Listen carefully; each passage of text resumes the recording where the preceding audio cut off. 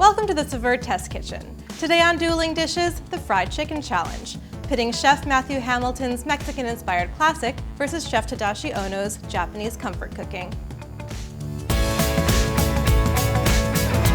My name is Matthew Hamilton. I am the chef owner of a restaurant called Lulu & Po in Fort Greene, Brooklyn. My name is Tadashi Ono. I'm a chef, and I'm also cooking book author. Next one's coming in next spring called Japanese Soul. It's comfort cooking from Japan. My philosophy toward cooking is letting a perfect ingredient be itself. My philosophy of cooking is not to hide or not to kill the flavor. I'm doing Japanese style fried chicken called Tatsuta-Age.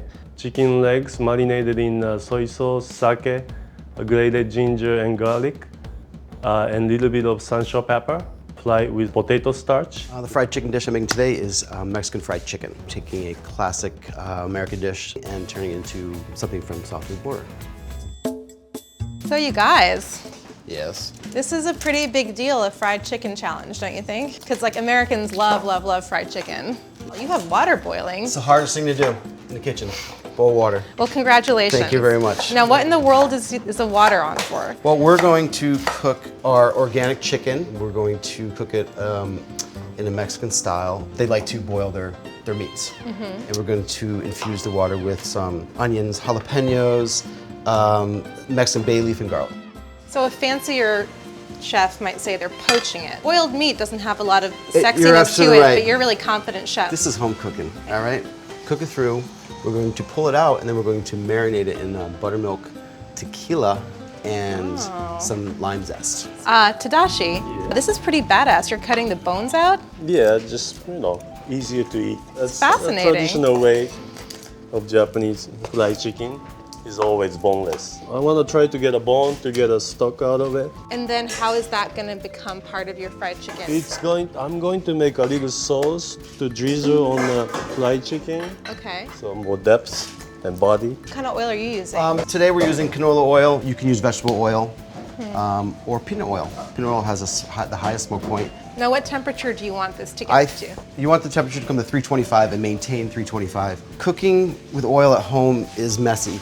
If you have, there's a Presto Fry Baby or Fry Daddy. If you have one of them, I highly recommend it because they maintain perfect temperature. I must say that I'm a huge fan of Japanese fried chicken. Whenever I go to a Japanese restaurant and it's on the menu, I can't resist ordering it. So it better be good, Tadashi. I'll be very disappointed. Okay, so you keep the skin on.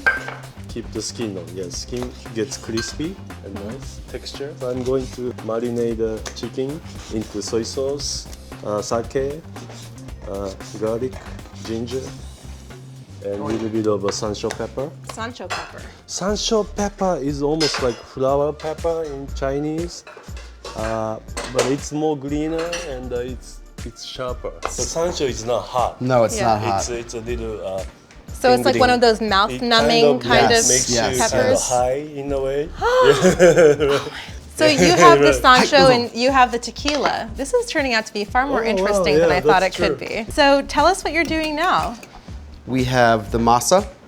I put a little bit of ground cumin, which is used in a lot of Mexican cooking, and a pinch of cayenne. How much of this miso paste do you add to the sauce? Maybe like 3 tablespoons. It smells so delicious. You like miso, huh? It smells like miso soup. Right. Exactly. In the pot right now, you're developing the flavors of the ginger, the scallion, the tobanjang, and sesame oil. I have sake. All right, I put everything. a little dry sake. Sake. From here, I just stole it. You stole it from us? Yeah, well, I forgot to bring my sake. Matt, what are you doing over here? We've let our chicken cool a bit, and then we're going to start our marinating process. Boiling the chicken ahead of time and then marinating it, does that do anything to affect the crust crisping up? No, it's the temperature of the oil and the amount of flour on the actual product. Frying mode. Frying mode. What we're going to do with our masa, you can pull the chicken out of the marinade and let it drip off a little bit. It can't be too wet. Okay.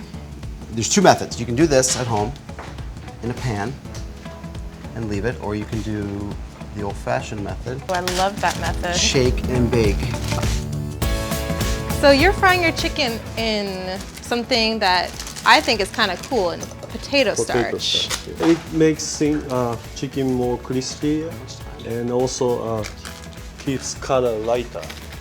Oh, look at that. Is there anything nicer than the look of frying? So what's the ideal temperature for frying your chicken? Like 330, 40.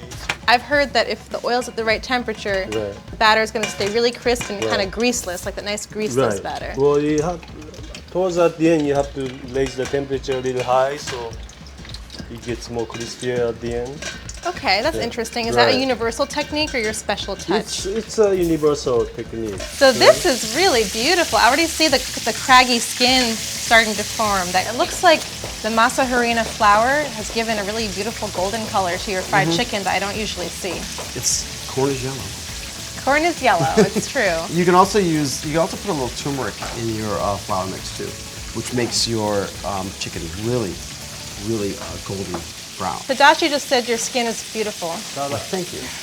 Now tell me, why is there this like cool, it almost looks like frost on this white kind of... Yeah, that's what the potato starch do. It looks nice. That's why they call Tatsuta-Age.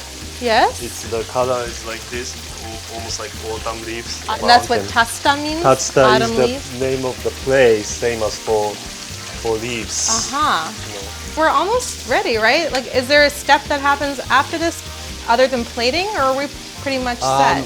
Someone should run to the store and get some Corona, and then or Asahi. Chefs, I'd like to introduce the judges that'll be joining me today. The lovely Sarah LaTrent, who is an editor at CNN's Eatocracy, and the restaurateur and chef, Todd English. My dish, I just did a Mexican take on American Classic. I just replaced some ingredients with some stuff from south of the border. What I'm serving it with is pickled jalapeno and some creme fraiche. I think I'm tasting all the work you put into your meat. Well, what I did is I actually pre-cooked the chicken in water with onions, jalapeno, Mexican bay leaf, and garlic. Let it cool, then marinated it in buttermilk and lime zest and tequila. Yeah, I thought I'd get a little tequila in that. I like the kind of more substantial texture the masa gives the crust. Yeah. Chef Ono? I make a Japanese-style fried chicken, which called Tatsuta-Age. It's been marinated with the soy sauce, sake, ginger, and garlic, and touch of the Sansho Pepper, and fried with the potato starch to make it crispy and good in color. Served with a drizzle of miso Chinese-style sauce. How long did you marinate for? 15 to 20 minutes. Really quick marinate. Yeah, because it's not overpowering. Right. How'd you decide to do boneless, just to make it more interactive? It's easier for them to eat, and the traditionally Japanese style with a bone. If you wouldn't mind giving us a moment to discuss your dishes. Okay, of course. Yeah. Thank you. Thank you. I thought great takes, and I thought they were both delicious. Matthew, I thought it was a classic interpretation. I mean, I thought the skin was nice and the creme fraiche. That was a really nice compliment because it was the sour with the crispy. I love the jalapeno juice. I thought that was fun, really fun. Kind of gives you that good American take on it as well. Tadashi was really interactive. I think when you eat with your hands, it's very primal. But the flavor profile was really, really nice. The sauce was delicious. I love the marinade. So I really love how he put these wonderful garnishes on top, and each served a real purpose. Needed a cold beer, and I was ready to go. I would have loved to have a shot of tequila with that jalapeno juice and like a Mexican pickleback. Right. We can still arrange for that. So I think we've come to a pretty clear decision. Yeah. Welcome back, chefs. And we've come to a decision. Sarah? I thought both of you did a really good job. I was excited that you both did very different takes on it. Matthew, the creme fraiche. I mean, we kept talking about how we're going to put that on our fried chicken from now on. And Tadashi, we wanted to keep eating yours. It was quite lovely. The presentation just was beautiful in itself. Thank you. So Todd, what do you think? The use of masa, I love masa. It gave it a nice crunch. It was also light as well, which I thought was really nice. And I love the pickle juice. I mean, the jalapeno juice also. It was really a lot of fun. Tadashi executed beautiful. It was delicious. There's a lot of interesting flavors going on. Congratulations. Thank you. Thank you. So the question is, who is the winner? The winner of the fried chicken challenge is Chef Tadashi. Oh, thank you. Thank you. Thank you. Thank you, Chef. Congratulations. Congratulations. Thank you very much.